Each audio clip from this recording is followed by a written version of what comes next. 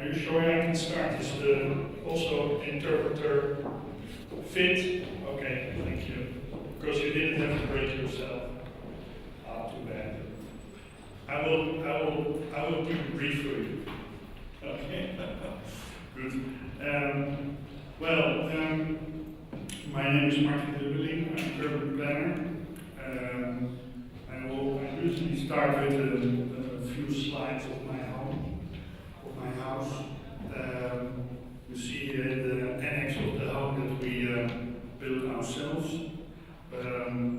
What we've done is that we retrofitted our house in a sustainable way with solar collectors and solar panels that we are. The electricity of those solar panels is enough for 25% of the electricity consumption of our house. And in a way, sorry, I have to move through this. In a way, I'm trying to use those experiences from my house, from our house, also on a higher level in cities. For me, this lecture will not address those issues. It will address a few other issues. But for me, it's very much important that things you do in a profession, things you do as an urban planner, you also should try to, at least the basic elements, you try to applicate those elements at home and in your work as well. These are a few slides of my projects that I worked on in the past decades. I will not go into these either, but I will talk about the changing roles of urban planners in general. The very point is that what I noticed in the long practice I had so far, 25 years of urban planning, that there are so many changes in our profession, so many changes in society that influences our profession. I can hardly think of a profession that is adapting or needs adapting so much and so fast like urban planning. I think it's more developing, it's faster developing, it's more changing than, for instance, architecture or civil engineering. A bridge always will be made a bridge, but cities are developing very, very fast in a very rapid way. And that comes, that has to do with changes in ecology, changes in climate change, water demands, energy demands. I will go a little deeper into that in my lecture. I think that in the coming decades, food, health and sports will change urban planning. Will at least it will change the cities, because there will be more need for that, so we need to have more space for that. I also think that internet and especially free Wi-Fi in cities will also change cities. To give an example of that, in the Netherlands, a large part of the retail areas are now standing empty because in the Netherlands, buying goods from the internet, is going much faster than we have foreseen in the last years. So the people are increasingly buying from the internet and not buying in shops yet. Yeah, they go to shops, they go shopping just to fit the shoes. I like the shoes, and they order the shoes on the internet. So a lot of shops are closing now because they do not do the business anymore. It is the internet shops that are doing the business. These things also change cities in Europe considerably. What's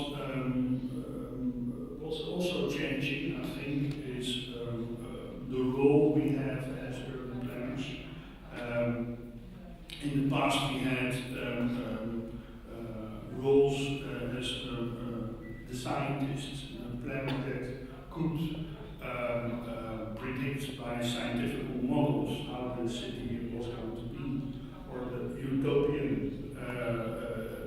city planner like Ebenezer Howard with his Garden City. He has a utopian view about the city, or the modernists like Le Corbusier, who made the cities very, very radical, a very modern way. And the other roles are grand designer, the new urbanist, the visionist, the metropolitan planners like Oma. And nowadays in the Netherlands you even have the city whisperers. And these are people that are talking with the people, communicating with the people. And I think that's, nowadays it's a mixture of all those roles. And I think that things and society and economy and climate is changing in a very rapid way. And I think it's very good for urban planners that we as a profession reflect on our role, the way we work, the way we are working with our profession. Are we idealists? Are we realists? What are we? I also came to think about this because of my heavy involvement in IJsselmeer,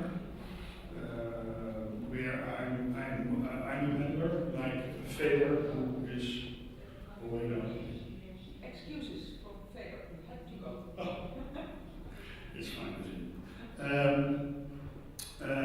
Faber Gutierrez is also a member of IJsselmeer. It is a society with 800 members in almost 80 countries, 60 members in the Netherlands, a growing number of members in China, a lot of members in Poland, only 8 of them in Russia, so you're all allowed to join our society. We organize a yearly congress. Every year we do some publications, we have awards, we do workshops, and we'll go into the workshops a little bit more later today. And we are very much aware that there is a global demand for exchange of information about our profession, about practical knowledge, about experiences in regional and urban planning, and also in city management. What the workshop that we do,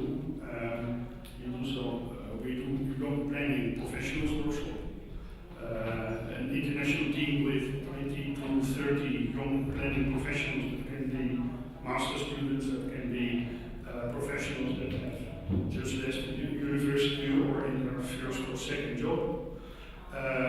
We have a small team of international workshop coordinators. We are able to organize those workshops on specific locations, but mostly we do that prior to our annual congress. And it takes 4 to 5 days. We present the rules we present the workshop in plenary part of our 3 to 4 days annual congress somewhere in the world. So we had 25 of those young planning professional workshops since 1991, and we increasing that because we see there's a huge demand for it, and the students, the young planning professionals that participate are very, very enthusiastic. We had 2 workshops lately in Perm and in Ulyanovsk last year and this year. What we also do as a society, we organize what we call UPOT workshops, urban planning advisory teams. These are teams of 6 to 8 IJsselmeer members, team leader, team rapporteur, mostly 4 senior members, but we also include young planning professionals. Most of them who have done some experience in young planning workshops Some of them who apply may join to come with us to have a workshop. We are mostly invited by cities or by regions. It is a workshop that takes a week. And in the end of the week, after an analysis and many talks and many discussions and many sketch charrettes, we present our first ideas after a week, mostly to the mayor or governor or whatever. And afterwards, after the workshop, a few weeks later or a few months later, we have a first report. We had 21 of those workshops since 2004. And in the last years they are increasing, and we do two to three of those workshops every year. You can find a lot of information about how this workshop, these kind of workshops are being organized on our website, also about the planner workshops and how you can join and how you can participate. You can find it on our website, www.isaac-Rupp.org. Now back about the roles of urban planning and changing rules. And doing so many of those workshops, I was a coordinator together with Saskia in Young Planners Workshop in Nairobi. And I've organized UPOP workshops in the last few years. And I came to the idea that every time that we act as a group, that we had a specific role. Also, what is an urban planner? Sometimes it's very difficult to explain it. But sometimes I explain it as we are a team of doctors. We are there. We go to the city. We see the city as our client. We analyze the client. We do an X-ray. We talk with the family. We prescribe cures and medicines. And we even prepare for surgery. So, as a team of doctors, we do an analysis of the patient, and this could be a city, it could be a region. And sometimes we are a team of filmmakers, and a team of filmmakers that have a background in acting, but after acting start making their own movies and starting writing their own scripts. You see with George Clooney and Clint Eastwood. And I think, and I believe that we as urban planners, we should not only be acting, but we should also try to write the script for the city, try to make the movie ourselves, instead of standing in the role of being an actor. You should transform yourselves from being an actor into a director. And many of those actors are quite successful in that. And there's another role I can imagine that I also like to do is cooking. You as an urban planner, we as urban planners, sometimes also we invent new recipes. We invent new combinations of herbs and spices. We set a menu for a dinner. What is first course? What is second course? Do we have a dessert? And we can learn from that how creative cooks are. And sometimes I'm very much disappointed how that urban planners, lots of my colleagues are not creative enough. They are so fixated on their profession, they cannot think of something else. But it is stepping out of your role as an urban planner and do it a slightly different way. I give you some examples how we worked as a team of doctors, as a UPOP team. That was, one of them was in Wuhan, the city of Wuhan. A city a little bit smaller than Moscow. What was it, 20 million inhabitants or something like that. They have a big inhabit, 65 square kilometers, and they wanted from us in a week an analysis and some ideas. So we went there as a team of doctors. We did analysis of the patients. We visited the patients. We gave them some recipes. We gave some ideas for the curement of that use part. And sometimes you have to really play that role. You have to play that role. I'm your doctor. I know what's best for you. If you don't do what I say, you'll probably get more sick than you already are. So you will have to be. Sometimes you have to be very demanding. If you want to read what we wrote as a team of doctors there, you can download the report. It's on the internet. It's on the ISOCAR website. And if you want to study Chinese as well, it can be done. It is in 2 languages. It is in English and it is in Chinese. Another situation I was involved with, not as ISOCAR, but I was invited as to organize a team of Dutch experts for a region in China where, with a lot of similarities with the Netherlands, which is lowlands, which is a water-rich country, rapid urbanization. The leaders of those cities use Schiphol as an international hub to go to other places. When they fly over Holland, they see a lot of water, they see a lot of neat cities, well organized. And they said, well, we need a team of Dutch experts to help us. So we were there as a team of doctors as well. It was an area with rapid urbanization. It is going so quickly and so rapid that they could hardly do any planning. They could only react a little bit. It is going there. It is urbanizing in an enormous,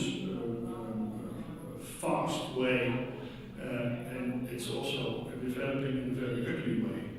The very point is that we try to find a way to get grip of that area. It's an area of about 40 to 20 kilometers with about 2 million inhabitants, and we're expecting there's another 2 million inhabitants coming in the next year. So what to do? Which elements should you tackle? And we started with water, because water was much more of a problem in the last decade.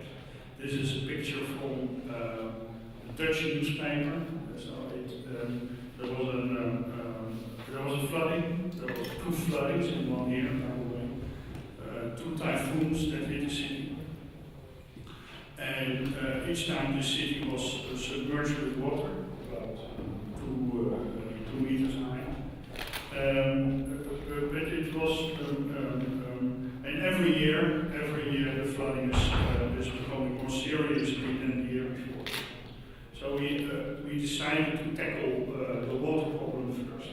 So these are some pictures of a few months ago. So it is not very dramatic. You can stand, and if you can't swim, you still stand. But there are not very much casualties. So it's not as, in Chinese perspective, it's not as damaging as an earthquake.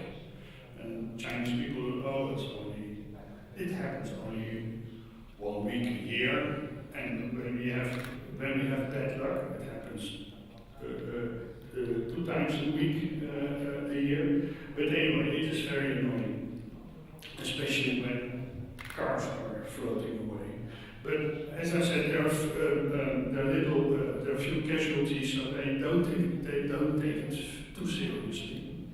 But we decided that we made an analysis first. What is the water structure in this area, and how does it work? First of all, they have reservoirs in the hills, very big reservoirs in the hills. And they have, in that area, an ancient canal system. And we found out that they didn't know how that canal system worked anymore. And that partially has to do what we found out with the role of the Cultural Revolution in China, where a lot of local knowledge basic knowledge about how the water system worked, and the canals, small canals, big canals, water catchment areas, etc. They really didn't know how it worked. And we came there as a team of Dutch water doctors, so to speak, and we just analyzed the canal system, and we showed them that the canal system is working, is man-made, is working for you, is working to transport the rain in the dry season, but also it's made for transporting the water out in the rainy season. But why don't you maintain it? And we gave them a picture of an idea, our idea how it in the past looked like, because they told us that in the water system 20 years ago, the water was used for transport, the canals were used for food production, they ate fish, the water was also used for taking drinking water out. It was that clean. That was only 25 years ago, before industrialization, before rapid urbanization. And we showed them a little bit that image of the past, what it is now. What you see here is, this is not Photoshop. This is not an animation. This is the real world that you see there in that area. The river is gone, the water is gone out of the canals, and we asked what happened with the water. Why is it standing still? And we found out that in the water reservoirs in the hill, they catch up all the water. They catch up all the water. They use it for industries. They use it for agriculture, but they didn't feed the canals with water anymore. So we try to convince them that those canals need a base flow, that partly of the water that they catch in the higher parts of the hills, they should let it flow to the canals, and the canals, because if the canals doesn't have water, it doesn't take away the dirt, it doesn't take away the water anymore. And you can't follow the water. And in some places the canals are blocked, etc. So, and we analyzed in a few days how their water system worked. What were the water catchment areas, what were the rules of certain canals, how the villages and the ancient creeks and canal systems, how the villages, the older villages, how they had a relationship with the water areas, where the new developments were taking place, and between those villages, and how this area has developed themselves, and what they should do to do it in a different way. So for this we gave them some medicines, we gave them some treatment, and we designed for them what we call the three-way double strategy. That is to think of, first of all, water-oriented development, and together with cultural heritage development.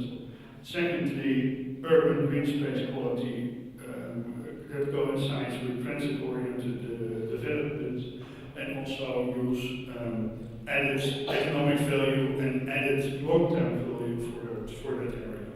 It's very short what we did in a week. We did much more than I showed you, but it is very interesting to go there for a week, leave everything behind, and do some basic work as a field doctor, so to speak.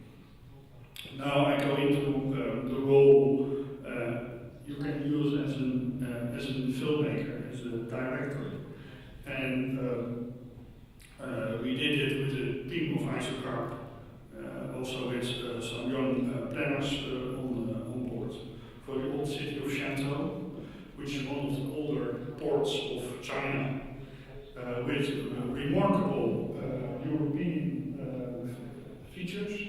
The city was built a little more than 1 century ago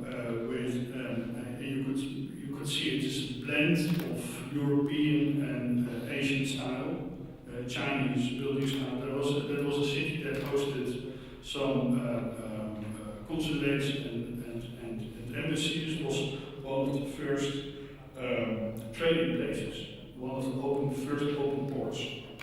The port was opened even before Shanghai.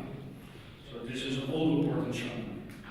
And we gave them some suggestions how they should work with that area, because it is an old downtown area, about 1 by 2 kilometers. That is the ellipse you see, which is a huge area for a still existing, hardly damaged Chinese historical city, with every features of new urbanism in it.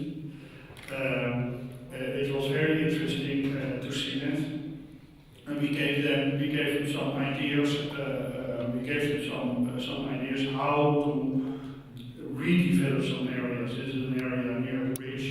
We said you should make a very beautiful park, attract a lot of people back to that old city. And the old downtown, where they started to demolish some buildings, but that was stopped because of public protest. So you should carefully, or you should rebuild it, or you should add some new architecture in it.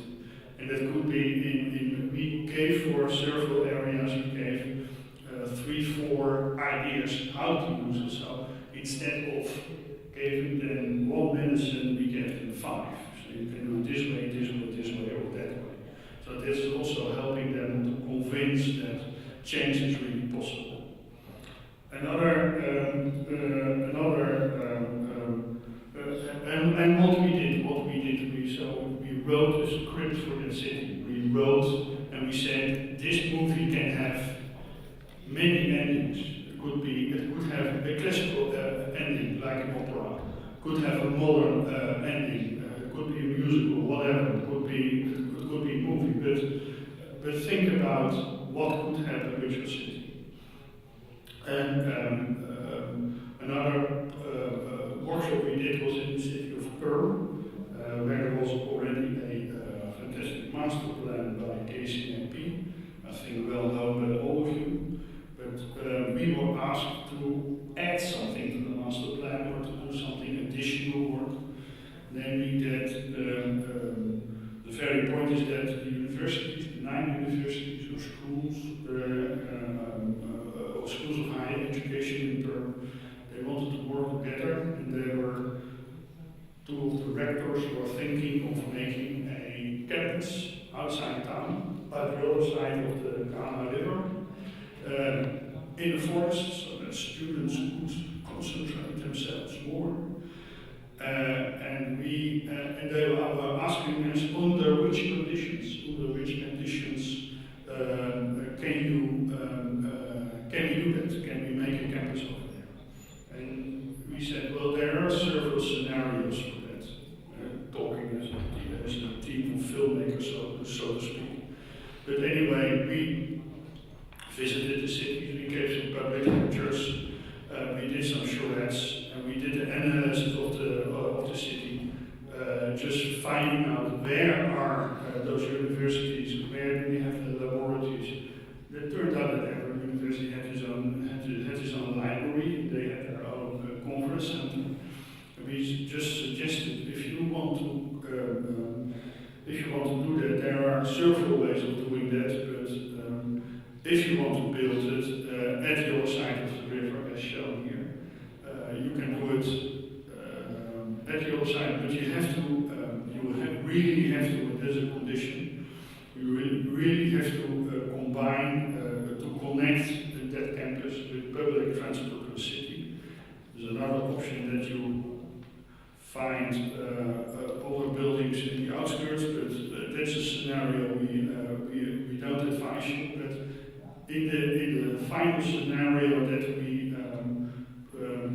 wrote for them is that you can only do it and you can make a big difference if you connect the campus with the main station of Perm to the airport of Pearl. That's the only way you can do it. And if not, forget about it. See the campus, see the city as your campus. And because there was place enough, there were plenty of empty buildings. There was a very nice street pattern. But turn yourself from an industrial city into a science city and into a knowledge hub of this part of at the edge of Europe and Asia. And I think they accepted, in a way, they accepted our scenario. This shows a little bit my preference of which role I would like to take as a urban planner. If you're still interested, I can show you one more project. I will go a little bit deeper into that project that I worked on for 15 years now. It's about redevelopment of an industrial site. But I can imagine that you want to go shopping or something, but if you're really interested, I have another 20 minutes. Okay? Good. Then I have to stop this. Escape. Oh.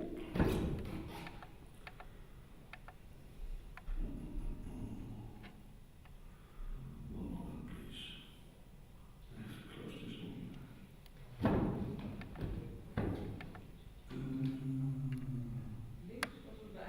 Ja, this is a PowerPoint. And yes.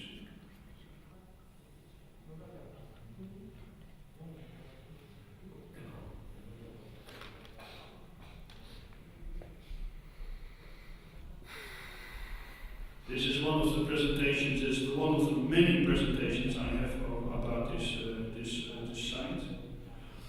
It is an industrial site since 1745 or something. This is one of the. I hope it will open here because it's a big presentation. Anyway, it is a metal factory made with 250 years ago. They started metal industries in eastern part of the Netherlands with German expertise. I hope it will open soon. And I was asked as a young planner about 17 years ago if I had some ideas how to deal with that project, and that this project kept following me in the last 17 years, and I was happily allowed to be the urban planner of this area. There are actually 2 areas, and then there were more projects in the environment. But it has difficulties in opening. Maybe it's a little bit big. I should have saved it all. Oh, no, it is open.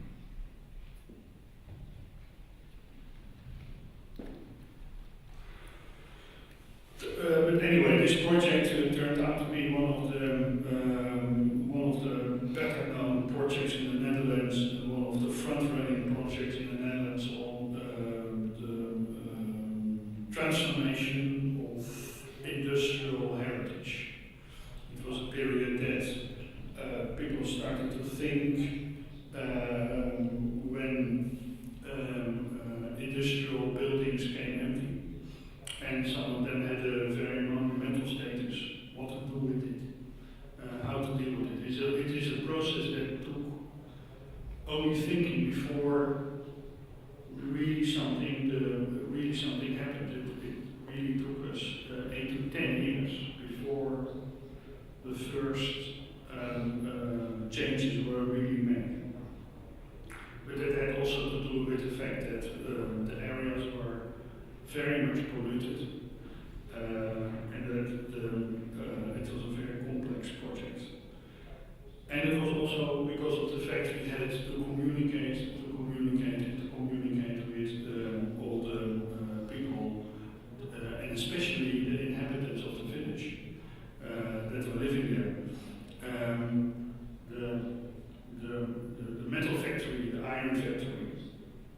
was a factory that more or less was the basis for that village.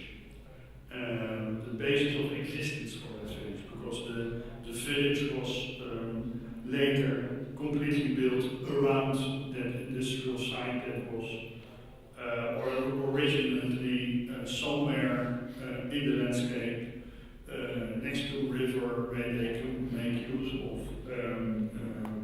of water power of the little stream that was working there.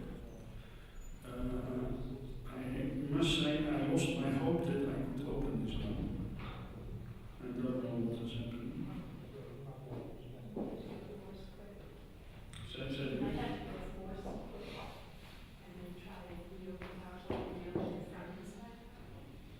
Yeah, that's maybe an idea. I must say when I prepared this, I had difficulties. I take this out first and maybe I think it's Я думаю, сказать, что он перезагрузился. Пусть просто перезагрузится. one moment, please.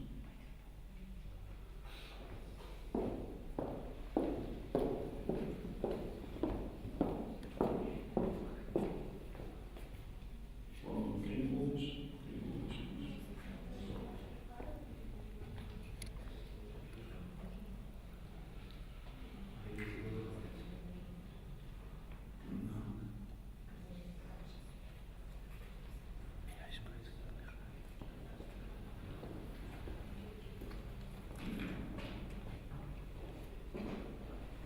I have to restart.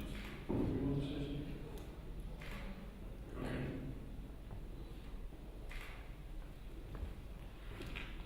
I had troubles with PowerPoint before today, so.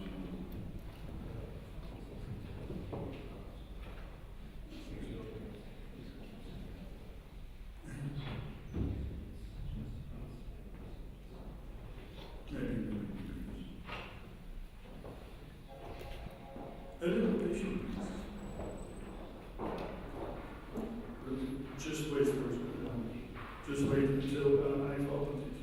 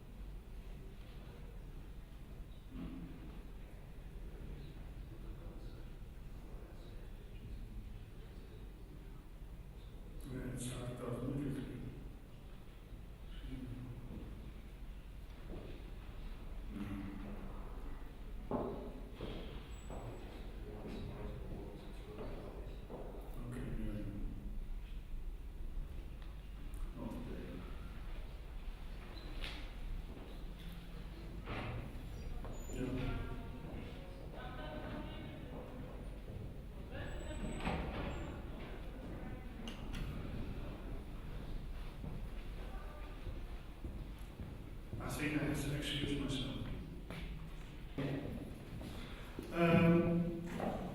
The text is in Dutch, but I will try to translate it to you. It is. There are several villages. In this area, there are several villages and there are several iron factories. There are iron factories because the sediment of iron was found in the Potsol grounds. There's a kind of natural element that can be found here.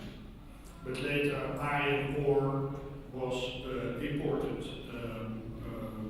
from Germany and from other places.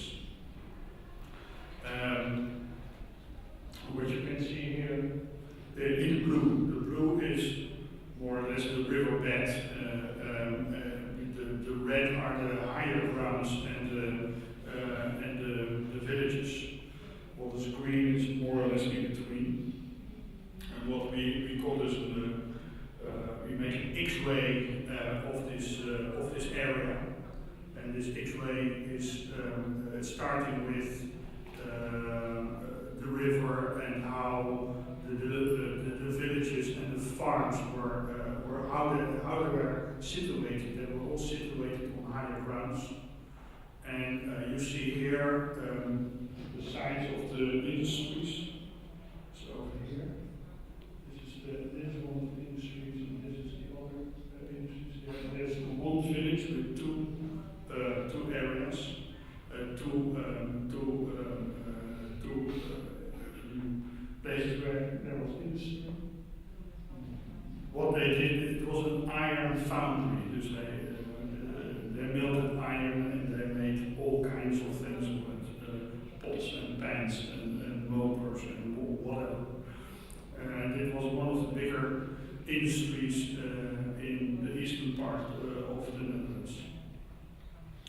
And you see here how it was growing 1 century ago, and the villages and the industries were increasing, so was the population, the economy was rising. And now these villages are here. You can see here, I don't have a pointer. This is one factory, this is another factory. And also there were, in the village there were hardly any people that didn't have family or relatives that did not work at the factory, that did not work in the mills. And you see here the combination how those villages were growing in the past. Leaving free the area which was a little bit lower and where there was sometimes the water was pretty high. So this is an aerial photograph of the site when I more or less first visited the area. And sometimes I just hire an aeroplane, small aeroplane, and make aerial photographs of it, which is very recommendable, but you couldn't see it in quite a different way. We made quite an analysis of the landscape and the landscape types. We made some ideas. We started really at the highest possible scale, as we call it. What is the identity of those villages? How it relates to the river, how it relates to the landscape, and what you can do with it. This is a story in itself, which takes me almost an hour to explain the real identity and the real characteristics of that village. And the picture, the little drawing that you see there on the left, was the result of many evenings we had with the community in those villages. The very point was that when I came there, the industries were still there, but the industries, the captain of industries of the villages had a meeting with the mayor, and they said, we have 3 choices, and that is that we leave this area and we go to Poland or Romania or to the Ukraine and start there a new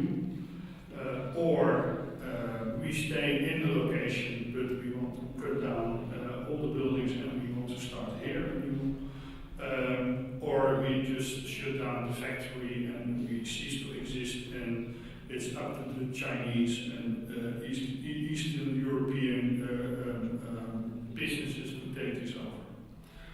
That was a tough discussion for the mayor and the city council. And it was not only one factory that said that, but it was the combination of the 4 or 5 industries that were sitting there. They were communicating with each other, they were talking about merging, they were talking about working together. They already worked together for many decades, for all those centuries. They exchanged personnel, they exchanged knowledge, etc. And they said, well, we cannot stay here, or you must have an alternative. And I was asked to help them. And it was a very tough decision. It was a very tough problem, because that complete village still completely relied, the economy of the village completely relied on those industries. And if the industries would go away, then the economy, everybody would be more or less without work in that village.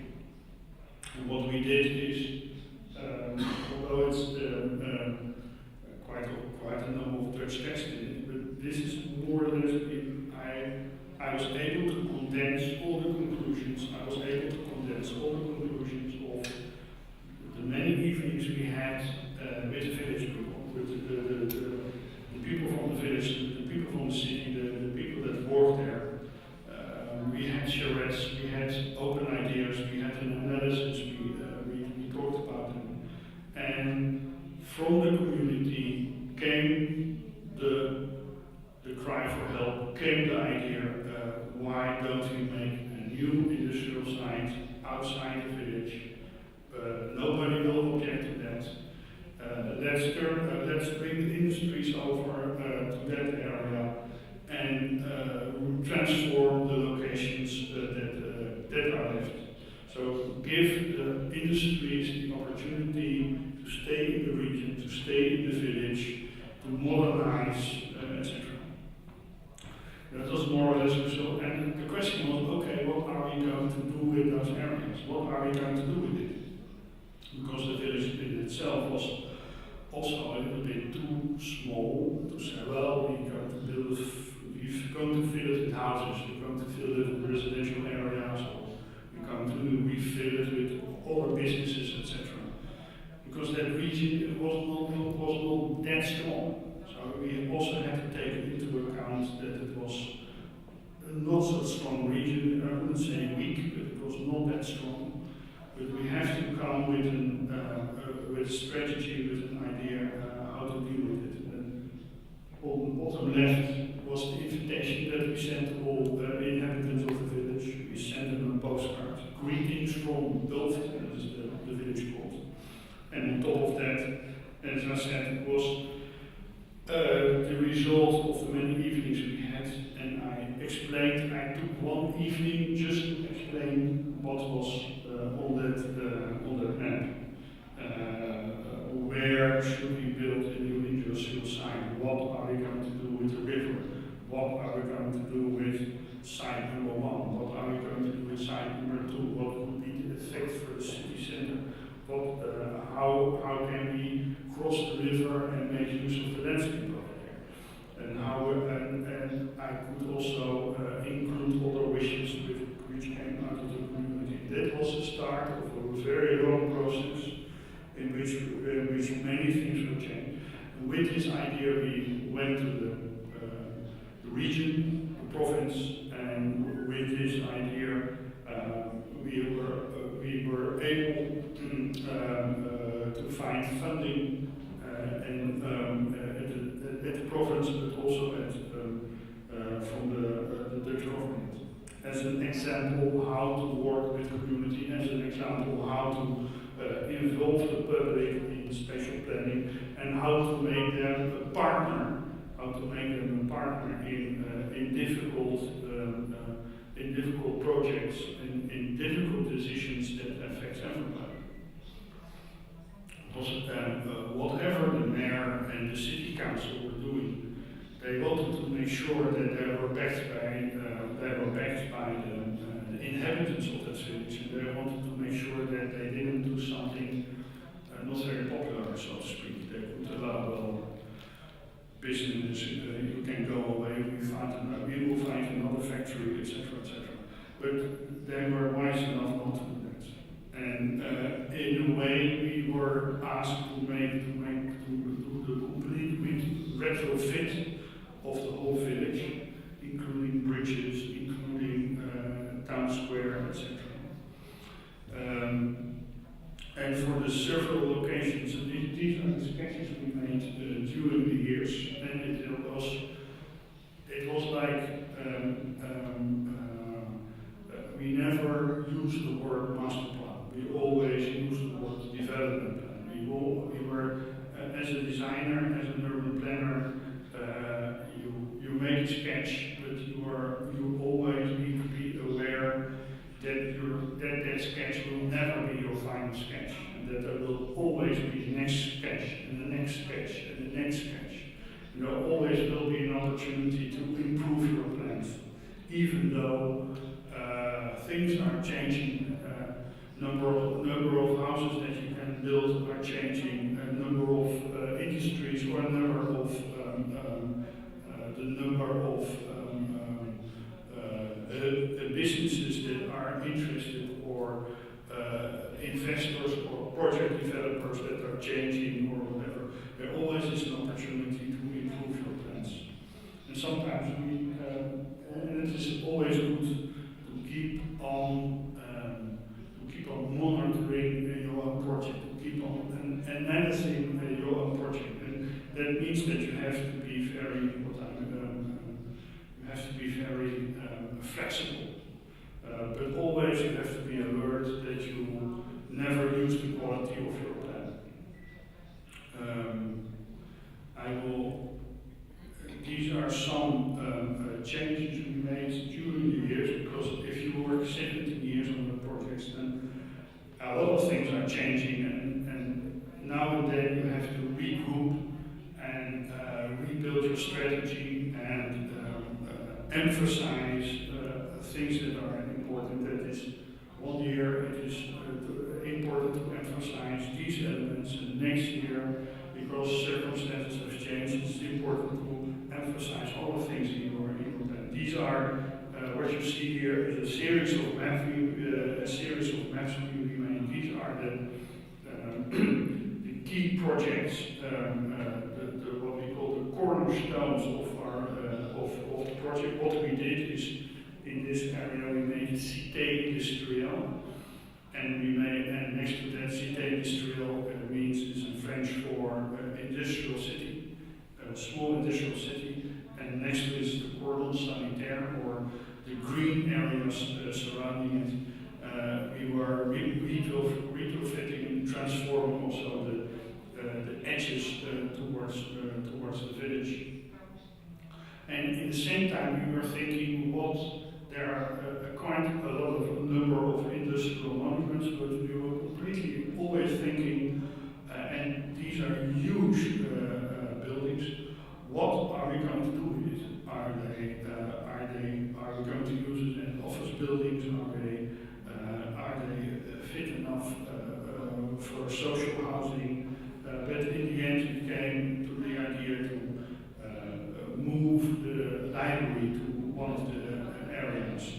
Also the music schools, also a little theater,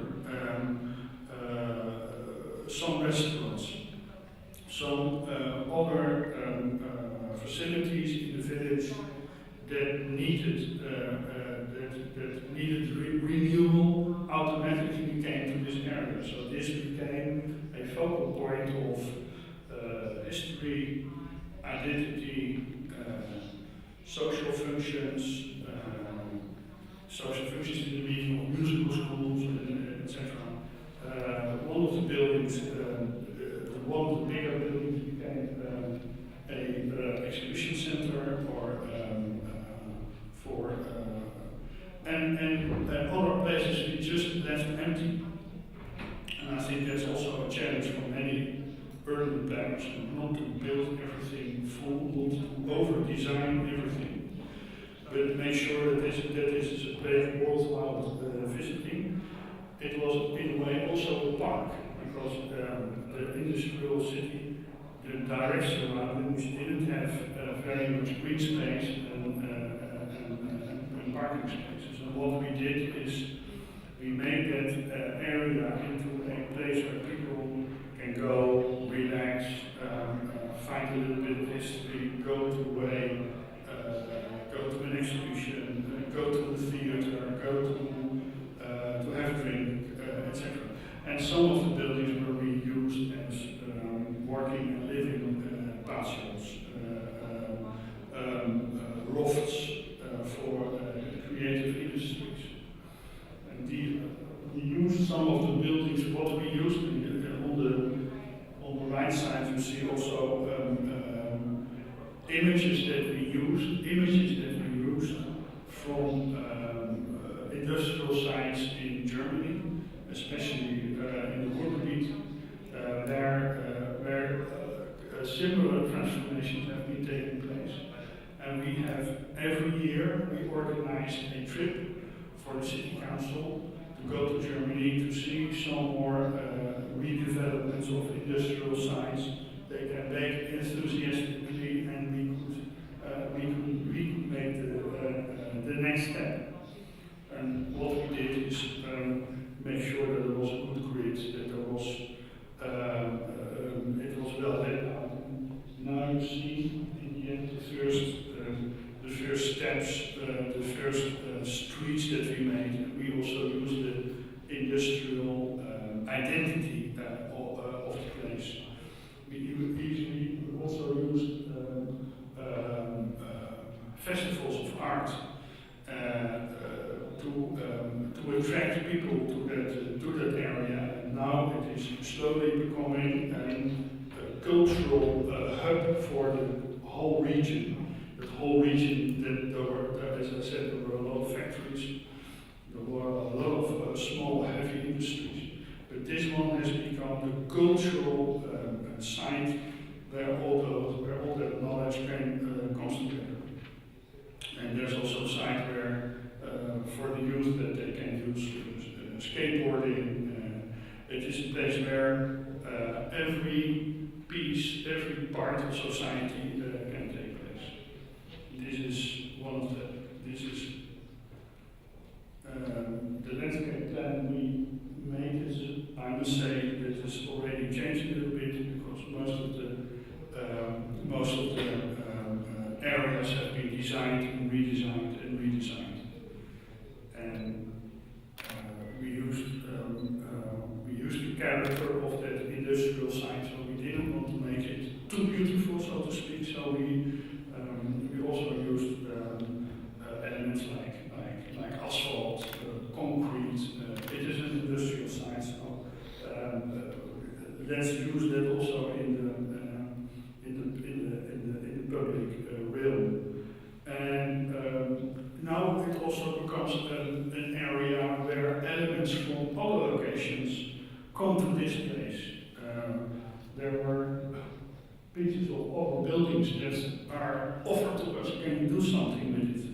And can you place it? Can you do something in the as you have your area with industrial characteristics? And what we've done, we removed a lot of buildings, we maintained the monuments, and now we are filling the gaps with elements we receive from other cities that they have.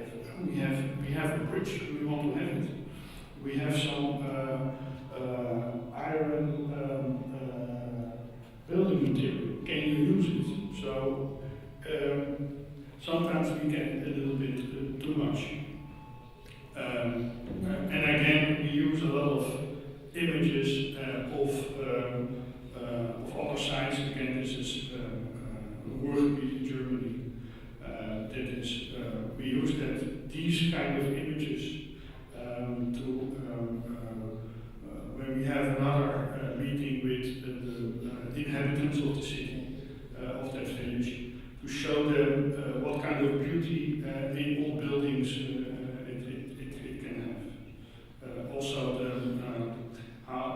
involvement of the youth in designing a place for skateboarding. We organized a chalet for that. We gave some suggestions what to do with the square, especially when there is football, European football tournaments or World Cup, that we can make a big screen and have some celebrations over there.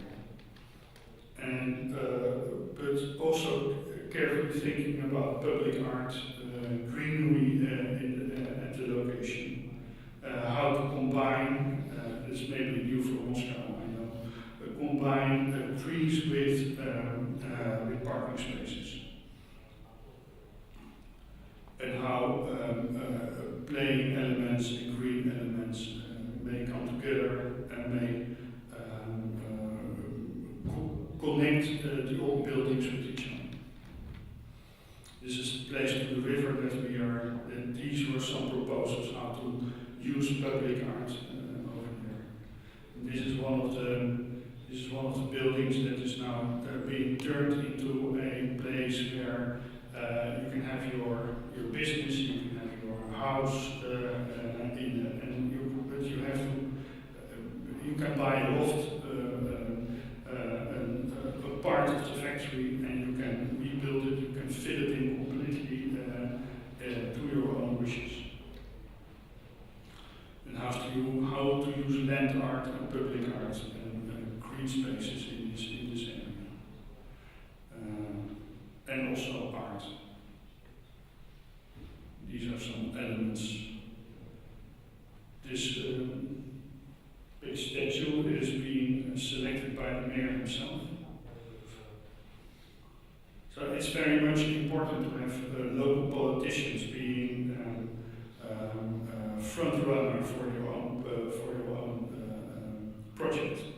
And in fact, the politician that is mostly involved is now living on that area himself.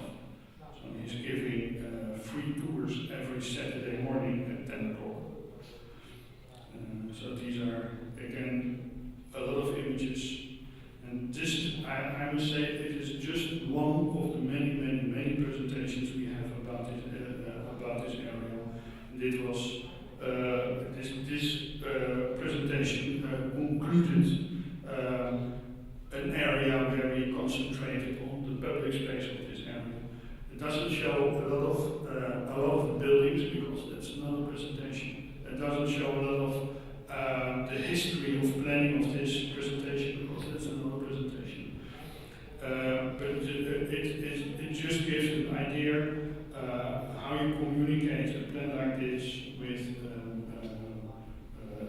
people from the community. This is where I start. Stop. Thank you very much. If there are any questions, I will be happy to answer.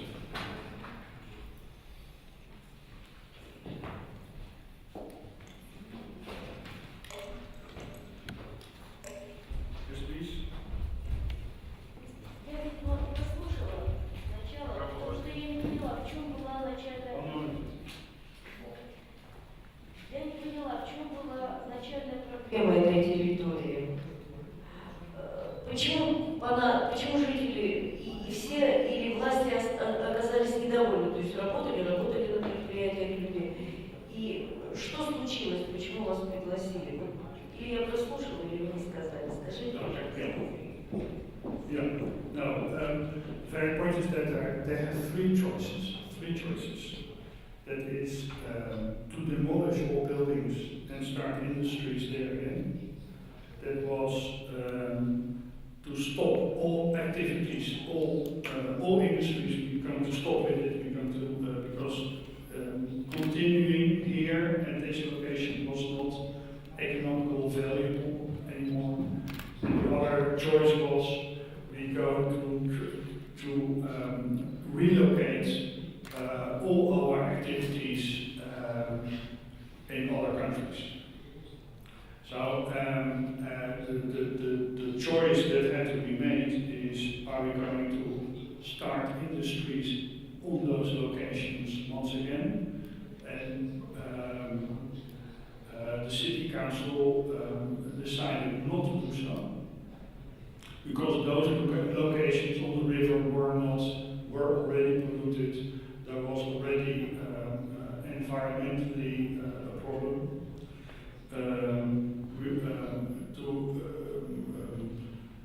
They didn't want to. In the end, they didn't want to stop all industries because it would have a very negative effect on the region, on the economy, and removing the industries to other countries. It was just a threat, and but it was in those days it was quite an opportunity.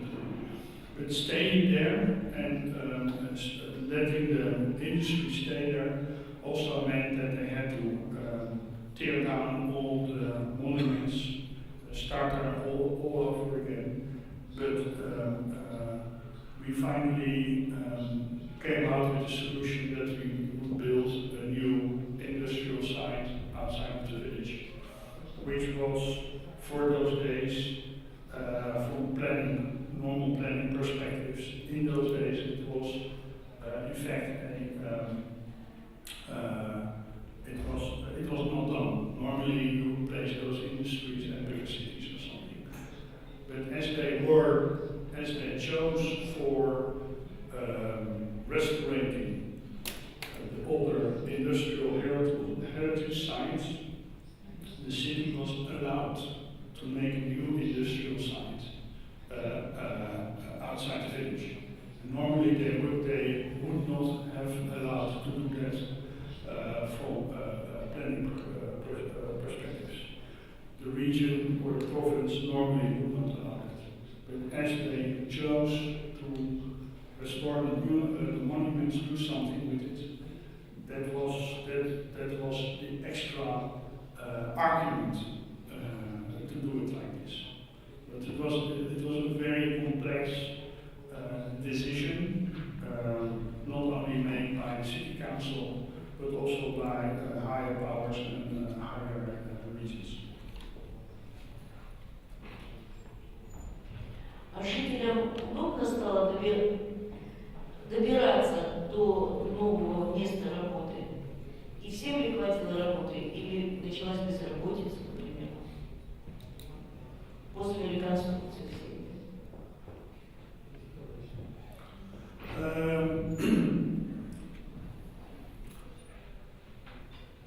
As a result, in the end, most of the factories went to the new area, and what I heard lately when I talked to the local people over there, what is commonly known now there is that they just did it on the right time. If they had waited for another 5 years, all industries would have been completely gone. So we are, in fact, it was a lucky circumstances that most of the industries are still there.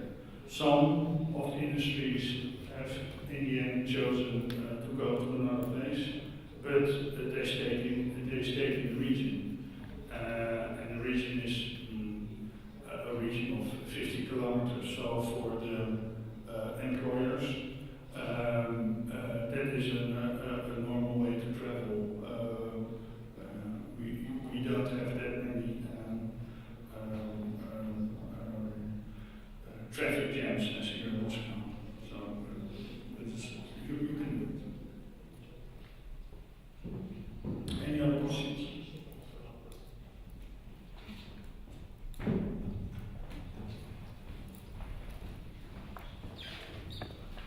Спасибо, во-первых, большое за вашу презентацию. Очень интересный пример, который вы показали. У нас тоже стоит проблема вывода предприятий и перепрофилирования земли. У меня такой вопрос практического толка, но он не связан с планированием.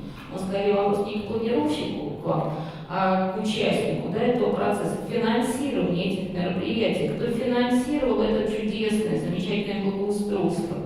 на старых территориях, собственник этих земель и бывших производственных цехов, да, который остался, это частно-государственное партнерство, или эти деньги были у муниципалитета каким-то образом, или помогал бюджет провинции, или государственный бюджет, кто вкладывал в благоустройство, в посадку деревьев, скамеечки и чудесный дизайн, который вы нам только что показали?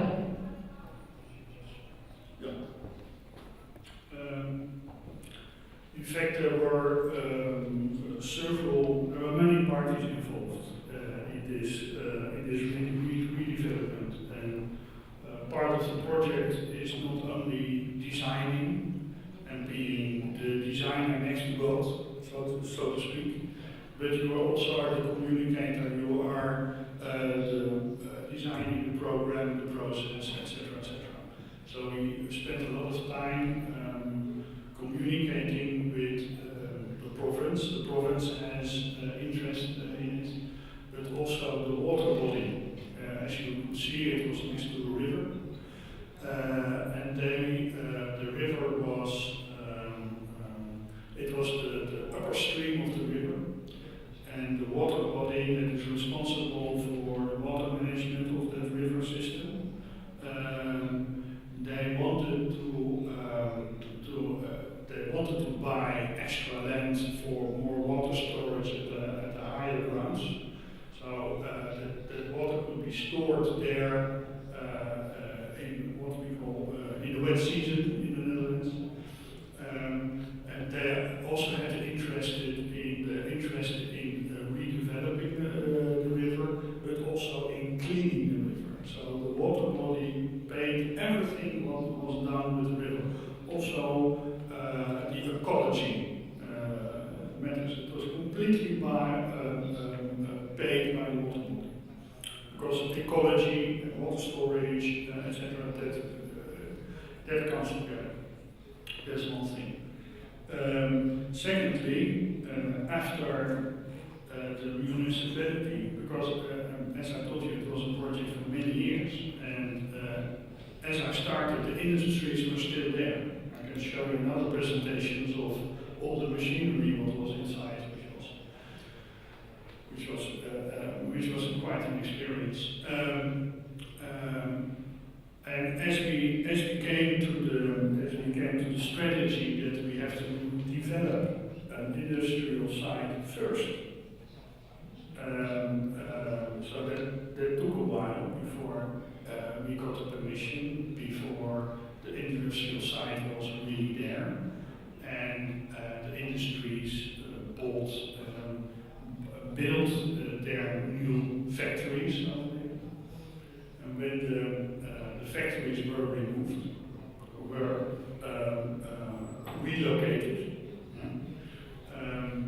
we prepared a deal that we swapped the ground. So the municipality became the owner of the older industrial sites, including buildings.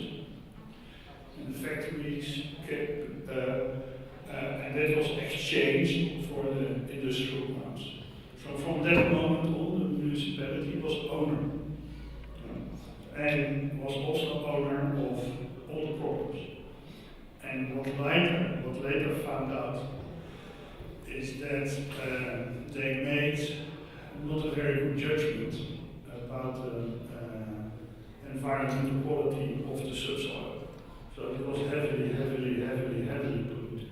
So that took us another 2-3 years to solve. When I say we, it's not only we as urban designers, but it is we as a team, together with the municipality, together with the city council, etc. And with that, we were helped with province, because the province in which that city was lying, crying, so to speak, in Russian, I believe. They had a big budget for cleaning up industrial sites and etc. So they were the funding for cleaning up those areas were paid by the province. And we had another budget from the national government